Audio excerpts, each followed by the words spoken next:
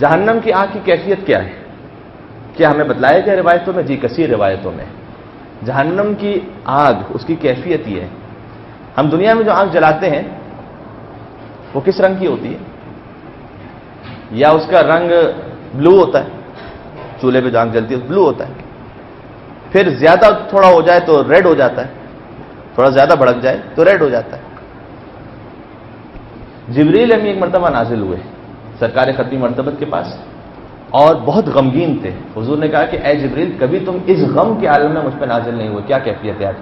کہ یا رسول اللہ آج مجھے پتا چلا ہے کہ اللہ نے عذاب جہنم کو کیسے بھڑکایا ہے. اور جبریل نے بیان کرنا شروع کیا کہ یا رسول اللہ اللہ نے فرمایا ہے کہ عذاب جہنم، جہنم کی آگ، اللہ نے اسے حکم دیا کہ تو بھڑکتی رہے. وہ اتنی بھڑکتی رہی کہ 1000 سال تک اس جہنم کی آگ کو اللہ نے بھڑکایا. اس کا رنگ مکمل طور پر سرخ ہو گیا 1000 سال میں بھڑکتے بھڑکتے. ہمارے یہاں پر کیا ہوتا ہے کہ نیلی آگ ہوتی ہے، اس کے بعد تھوڑا سا اس میں اضافہ ہو جائے تو یلو بھی ہو جاتی ہے، اس کے بعد اضافہ ہو جائے تو کچھ شاید لال ہو جائے، لیکن 1000 سال تک وہ آگ بھڑکتی رہی تو کامل سرخ ہو گئی. اللہ نے اسے مزید حکم دیا کہ تو 1000 سال تک مزید بھڑکتی رہے. وہ اتنی بھڑکتی رہی کہ 1000 سال بھڑکنے کے بعد وہ سرخ سے سفید میں تبدیل ہو گئی. یہ سفید کی کیا کیفیت ہے یہ تو ہم تصور ہی نہیں کر سکتے دنیا میں رہتے ہوئے کہ سفید کا کیا مطلب ہے، آگ سفید کیسے ہو سکتی ہے. لیکن جہنم کی آگ 1000 سال تک بھڑکتی رہی تو سرخ تھی. میں پھر گزارش کر رہا ہوں، مجھے پتا ہے کہ بڑا سنجیدہ موضوع ہے، لیکن ایک بات کا آپ خیال کیجئے گا، نعوذ باللہ من ذالک کسی کے ذہن میں یہ تصور نہ آئے کہ کوئی افسانہ سنایا جا رہا ہے. یہاں پر یہ کوئی فکشن نہیں سنایا جا رہا، یہ امام علیہ السلام کی حدیث سنا رہا ہوں، یعنی جس میں کوئی شک کی گنجائش نہیں ہے، 100% ایسا ہی ہے جیسا ہے امام نے فرمایا. 1000 سال تک بھڑکتی رہی، سفید ہو گئی. اس کے بعد اللہ نے حکم دیا 1000 سال تک اس کو مزید بھڑکاؤ. جب آگ 1000 سال تک مزید بھڑکتی رہی تو سفید سے سیاہ ہو گئی. سرخ، سفید اور سیاہ. جبریل نے کہا کہ یا رسول اللہ اب وہ اسی سیاہی کے عالم میں، یعنی جہنم کی آگ کا جو رنگ ہے وہ سیاہ ہے. یہاں پر کیا ہوتا ہے، جس شے کو آگ جلا دے اس کا رنگ سیاہ ہو جاتا ہے، اس کا خود کا رنگ سیاہ ہے. آپ تصور فرمائیے گا، اس کا خود کا رنگ سیاہ ہے. اور پھر جبریل نے کہا کہ یا رسول اللہ یہ جو آگ میں حلقے ہیں نا، یعنی زنجیریں، اگر زنجیر کا ایک چھوٹا ٹکڑا اللہ زمین پر نازل کر دے تو اس کی حرارت اور شدت اتنی ہے کہ پوری زمین پگھل کر ختم ہو جائے گی. ایک ٹکڑا. حضور پر غم کی شدید کیفیت طاری ہوئی، غم و حزن کی. پھر اللہ نے بشارت دی کہ اے رسول آپ کی امت میں سے وہ کہ جو ایمان لے کر آئے اور نیک اعمال جنہوں نے انجام دیے، میرا وعدہ ہے کہ میں انہیں اس آتش جہنم سے محفوظ رکھوں گا. جبریل نے فرمایا کہ یا رسول اللہ خدا نے یہ کہا کہ یہ جو زنجیر کا ایک ٹکڑا زمین پر آ جائے تو پوری زمین جو ہے پگھل کر ختم ہو جائے گی. جہنمیوں کی جو غذا ہے، غذائیں بھی جہنمیوں کی بیان کی گئی ہیں. وہ کھائیں گے کیا اور پئیں گے کیا، قرآن میں اس میں 2 غذائیں، ایک زقوم ایک ذریع. زقوم اور ذریع اس کی کیا تفصیلات ہیں یہ تو میں اگر بیان کرنا چاہوں تو یعنی اس کی اتنی ہیبت ہے کہ یہاں سے میں بیان بھی نہیں کر سکتا. اور یہ تو آخری دن چلے ہیں موضوع آ گیا تو کل سے میں آپ کی خدمت میں حاضر ہی نہیں ہوں کہ لوگ کہیں گے کہ مولانا پتہ نہیں کتنے سخت آپ نے اپنا بالکل سٹائل بدل لیا ہے آج. تو آج آخری دن ہے تو آپ مجھے برداشت کیجیے گا، لیکن یہ بھی ضروری ہے پہنچانا، اس لیے کہ حضور بھی بشیر بھی تھے، نذیر بھی تھے، خوشخبری سنانے والے بھی تھے، ڈرانے والے بھی تھے. امید بھی ہونی چاہیے، خوف بھی ہونا چاہیے. یہ بات ہماری پہلے آ چکی ہے. تو جبریل نے کہا کہ یا رسول اللہ نے کہا ہے کہ اگر یہ زقوم اور ذریع جو جہنمیوں کی غذا ہے، اگر اس کا ایک قطرہ اس دنیا میں آ جائے تو اس کی بو اتنی ہے کہ شدت بو سے ساری مخلوق زمین کی ہلاک ہو جائے گی. جہنمی یا جہنم میں ہوں گے تو چھٹے امام کی حدیث ہے کہ وہ جہنم سے نکلنا چاہیں گے. اگر جہنم کے گڑھے میں ہوں گے تو نکلتے نکلتے نکلتے نکلتے وہ جہنم کے کنارے تک جب پہنچیں گے تو اس میں 70 سال انہیں لگیں گے. ایک انسان جہنم سے نکلنا چاہتا ہے تو کوشش کرے گا نکلنے کی، 70 سال اسے لگیں گے جہنم کے کنارے پہنچتے ہوئے. جنت کے جو دربان ہے اس کا نام کیا ہے؟ رضوان. جہنم کا جو دربان ہے اس کا نام ہے مالک. وَنَادَوْا يَا مالک، قرآن کی آیت ہے کہ ہم اس مالک سے یعنی جہنم کے دروغہ سے کہیں گے کہ یہ جو اوپر آ گیا ہے اسے پھر سے مارتے.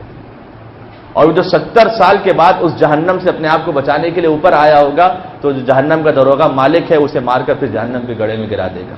اور یہ عمل پھر سے شروع ہو جائے گا اور وہ پھر 70 سال کی محنت کے بعد اوپر پہنچے گا اور پھر اسے گرا دیا جائے گا۔ امام خمینی نے 40 حدیث اپنی کتاب میں، بہت مشہور شورۂ آفاق کتاب ہے، اس میں کچھ 3-4 فرق لکھے، دنیا کی آگ اور جہنم کی آگ کا فرق کیا ہے، 3-4 فرق لکھے انہوں نے امام خمینی علیہ رحمہ نے۔ اس میں پہلا فرق یہ لکھا ہے جو قرآن کی آیت بھی ہے کہ دنیا کی آگ وہ جو جلانا شروع کرتی ہے تو کیسے جلانا شروع کرتی ہے؟ آپ ذرا اپنے ہاتھ کو آگ کے قریب لے کر جائیے تو آپ کو جلد پر حرارت محسوس ہونا شروع ہوگی آہستہ آہستہ۔ سب سے پہلی شے جو جلے گی وہ کھال ہوگی، اس کے بعد گوشت ہوگا، اس کے بعد ہڈیاں ہوں گی، ایسا ہی ہے نا؟ جہنم کی آگ کے لیے کیا ہے؟ نار اللہ الموقدہ التی تطلع علی الافئدہ، سورہ ہمزہ کی آیت ہے۔ یہ جہنم کی آگ وہ ہے کہ جو دلوں کو جلانا شروع کرے گی۔ یعنی جب دنیا میں ہوتا ہے انسان کھال گوشت دل تک پہنچتے پہنچتے پہلے مر جاتا ہے آدمی نا، ختم ہو جاتا ہے، لیکن جہنم کا معاملہ یہ ہے کہ اللہ ختم نہیں کرے گا انسان کو، وہ زندہ رہے گا، اس لیے کہ جب دل تک پہنچے گی تو وہ پوری تکلیف محسوس ہوگی۔ التی تطلع علی الافئدہ، دل تک پہنچنا تو دور کی بات، کچھ جہنم کے عذاب ایسے ہوں گے جو دل ہی سے شروع ہوں گے، دل سے تو آگ بھڑکنا شروع ہوگی۔ تطلع علی الافئدہ، اللہ اکبر۔ پھر امام خمینی رحمہ نے کہا کہ دوسرا فرق یہ ہے کہ انسان، وہی جو میں نے پہلے فرق میں گزارش کر بھی دیا اشارہ، کہ جب دنیا کی آگ میں ایک مرتبہ جل جاتا ہے تو گوشت ختم ہو جاتا ہے، جہنم میں معاملہ ایسا نہیں ہے، نیا گوشت چڑھ جائے گا۔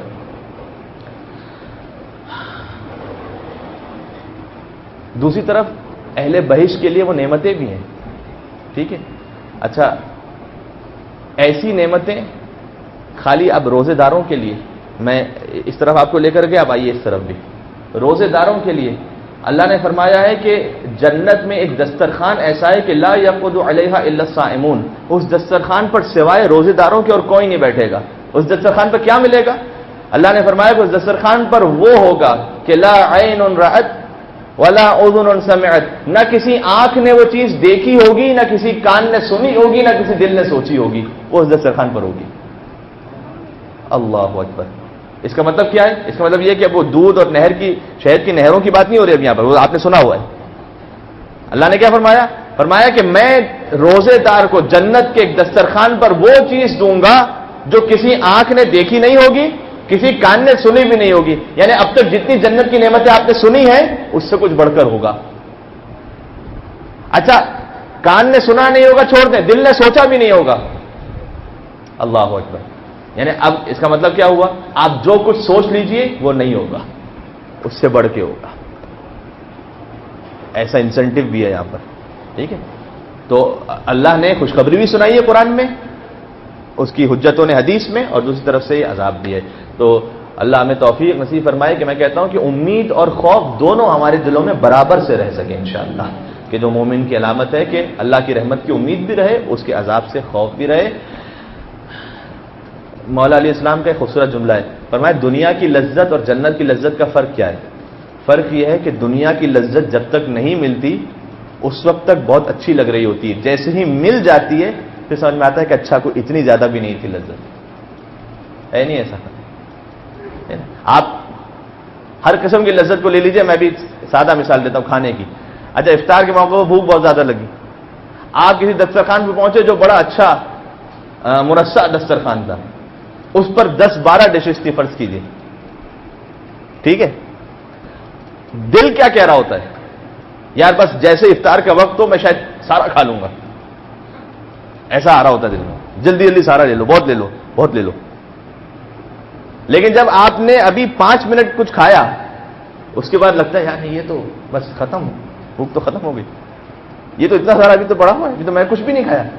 مولا علی نے کیا کہا؟ دنیا کی لذت جب تک لی نہیں ہوتی دیکھنے میں بہت بڑی لگ رہی ہوتی ہے، جیسے ہی اسے لے لو اب اسے جسم کی لذت پہ بھی آپ شمار کر لیجئے، جو جنسی لذات اس پہ شمار کر لیجئے، جب تک تصور میں ہوتا ہے تو بہت کچھ ہے، اس کے بعد جب ایک مرتبہ سلسلہ ہو گیا معاملہ ختم، پھر اچھا ٹھیک ہے اتنی مطلب گزر جاتا ہے معاملہ نا، وہ لذت جو انسان تصور کر رہا ہوتا ہے اس سے وہ لذت ختم ہو جاتی ہے۔ پھر مولا نے کہا کہ جنت کا معاملہ بالکل اس کے برعکس ہوگا، دنیا کی لذت جب تک حاصل نہ کر لو اس وقت تک بڑی لگتی ہے، جب حاصل ہو جائے اس کا چھوٹی لگتی ہے۔ جنت کی لذت جب تک حاصل نہیں ہوئی ہوگی اس وقت جتنی لگ رہی ہوگی، جب وہ حاصل کر لے گا تو سوچے گا نہیں جو میں نے سنا تھا وہ تو بہت کم تھا، یہ تو اس سے بھی بہت بڑی لذت ہے. بالکل برعکس ہوگا معاملہ. چاہے وہ جنت کی لذتوں میں، چونکہ میں نے عذاب کا ذکر کیا ہے تو یہاں پر یہ بھی ذکر کر دوں، جیسے مثلا چھٹے امام نے فرمایا کہ آپ اللہ تعالیٰ ہمیں عذاب جہنم سے محفوظ رکھے اور جنت کے مستحق بنا دے. چھٹے امام کے نام پر ایک درود بھیج دیا محمد صلی اللہ علیہ وسلم. کسی نے سوال کیا امام سے، کہا کہ اے مولا جب حضرت آدم نے وہ پھل کھایا تھا ترک اولا جس سے ہوا تھا، تو اللہ نے کیا کہا لا تقربا هذا الشجر، اس درخت کے قریب نہیں جانا. تو مولا کچھ لوگ کہتے ہیں کہ وہ جو درخت تھا وہ کھجور کا درخت تھا، کچھ کہتے ہیں وہ انار کا درخت تھا، کچھ کہتے ہیں وہ سیب کا درخت تھا. تو مولا وہ کون سا درخت تھا؟ امام نے فرمایا کہ تینوں چیزیں ممکن ہیں. مولا درخت تو ایک ہی تھا اور وہ ایک ہی پھل کھایا تھا. امام نے کہا پھل ایک ہی کھایا تھا، لیکن جس درخت کے بارے میں تو پوچھ رہا ہے جنت کا درخت اور دنیا کا درخت، فرق یہ ہے کہ دنیا کا درخت جس چیز کا ہے اسی کا ہے، جنت کا درخت یہ ہے کہ جس درخت کے پاس پہنچے گا اور جو نیت کرے گا وہ ویسا بن جائے گا. تو یہ نیت کرے گا کہ مجھے یہ چاہیے ویسا بن جائے گا. آپ دیکھ رہے ہیں کہاں سے کہاں تک فرق ہے. یہ تو اب میں چھوٹی مادی لذتوں کی بات کر رہا ہوں، جنت کی ایک درخت کی کیا حیثیت ہے اور کیا کچھ ہے جنت. ٹھیک فرمایا حدیث میں ایک کم سے کم جنتی کو، ایک کم سے کم جنتی بھی ہے، جوانان جنت کے سرداروں کے ساتھ رہنے والا جنتی بھی ہے. دونوں میں بڑا فرق ہے. جو کم سے کم منیمم جنتی بالکل پاس ہو گیا، بس خالی پہنچ گیا، دھکے دے دے کے چلو ٹھیک ہے تم بھی جنتی ہو، اتنا سا جنتی جو، اس کے لیے جنت کتنی ہے؟ حدیث میں کہ اس پوری دنیا کے 10 برابر اللہ کم سے کم جنتی کو جنت عطا کرے گا. ٹھیک ہے 10 برابر اس دنیا کو ملٹیپلائی کر دیں. اچھا کبھی انسان سوچتا ہے کہ 10 برابر کا میں کروں گا کیا؟ اگر دودھ کی نہر ہے تو میں کیا کر لوں گا، کتنا پی لوں گا؟ اس میں سوئمنگ کروں گا میں کیا کروں گا؟ ٹھیک ہے نا سوال ہے نا بھائی، دودھ میں کتنا پی لوں گا، شہد کتنا کھا لوں گا، اتنی بڑی جنت میں کیا کروں گا میں رہ کے؟ اس طرف میں جانا نہیں چاہتا.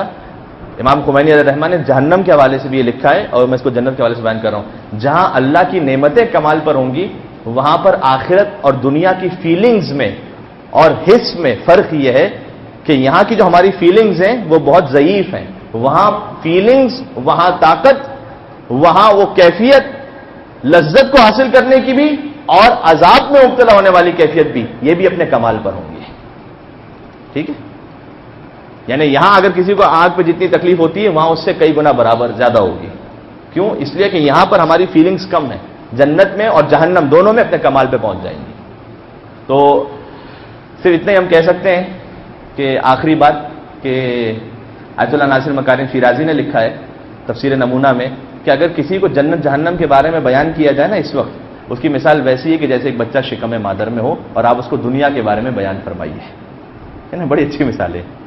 ایک بچہ جب ماں کی شکم میں، آپ اسے کہیے کہ اس وقت جہاں تم ہو نا ایک ایسی جگہ اب جاؤ گے جو اس سے 10 کروڑ گنا بڑی ہے.